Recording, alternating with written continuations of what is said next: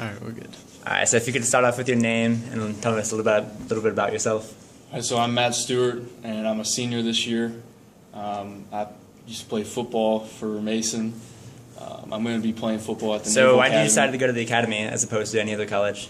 Yeah, well, the main reason was in 5th grade, there was career day, and a naval aviator came into my classroom dressed in his full flight gear, and that sparked an inspiration in my mind that's what I wanted to be. I wanted to be like Top Gun. I wanted to be like Maverick with the cool aviators.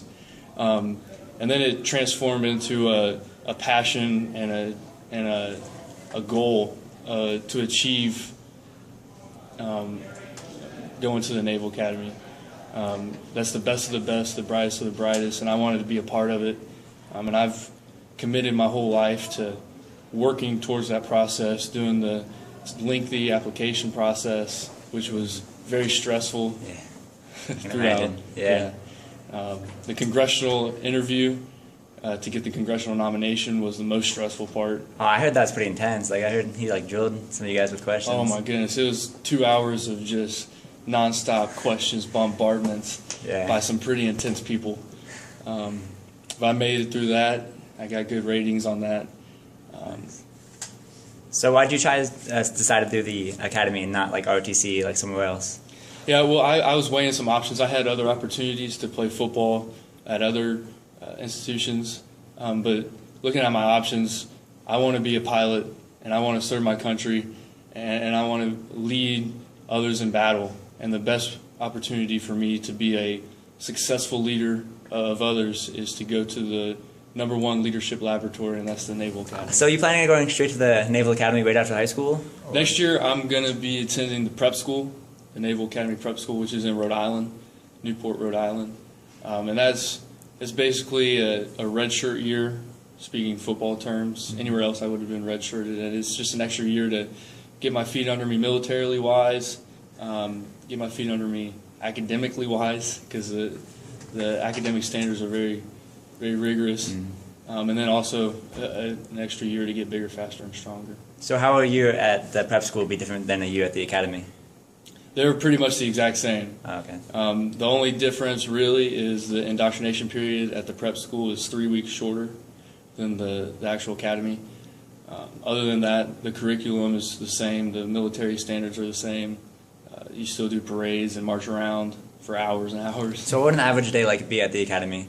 Like how early would you have to wake up? So, formation is at 6:30 in the morning. You wake up, form up, then you eat breakfast. Then you go to class till about 2:15. I mean, you have lunch at 12-ish. And then after that, you have your extracurricular. Everyone has to do an extracurricular activity. For me, I'll be doing football, and that goes until about 6. And then after that, you have 6 until 11:30 to study. So it's that kind of gives you. So are the weekdays different than weekends? Do you still have Yeah, well, the weekdays it's Monday through Friday. You still go to class and everything, and then the weekends you have off, but you have to be on base as a freshman or on the campus as a freshman. And you gradually earn your. So going to the Naval Academy, what would you decide to study on? What would be your major? Well, the Naval Academy is the #1 engineering school in the country, but for me, I want to study political science and possibly become a politician. But the thing about that major is. So in choosing to go to the Naval Academy, what are you sacrificing or gaining by going there as opposed to another college? Well, the things that I'm sacrificing a few parties, a few nights out. The first 6 weeks that I'm at the academy, I have no contact with my family except through letters, no phones, none of that. But what I plan to gain is the knowledge to become one of the greatest leaders in the world, change the world for the better. Nice. So you leave the academy as an officer, right? Right, second lieutenant. Okay. And then, so what is your end goal, looking down? Do you want to make a career out of the military, or? Well, it depends on which way I go. Like I said, I want to be a pilot, and I can take that commercially.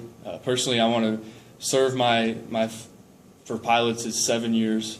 Serve my 7 years, reevaluate. But right now, I would want to get out, fly for FedEx. Did you have any relatives that were in the military that kind of inspired you?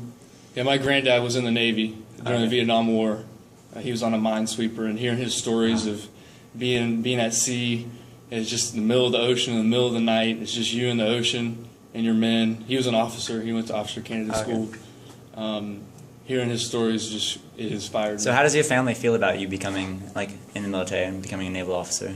Yeah, my family, they've supported me through the whole thing. At the beginning, they're kind of apprehensive, and now they know that my heart is set and I'm full throttle, and they're right behind me. And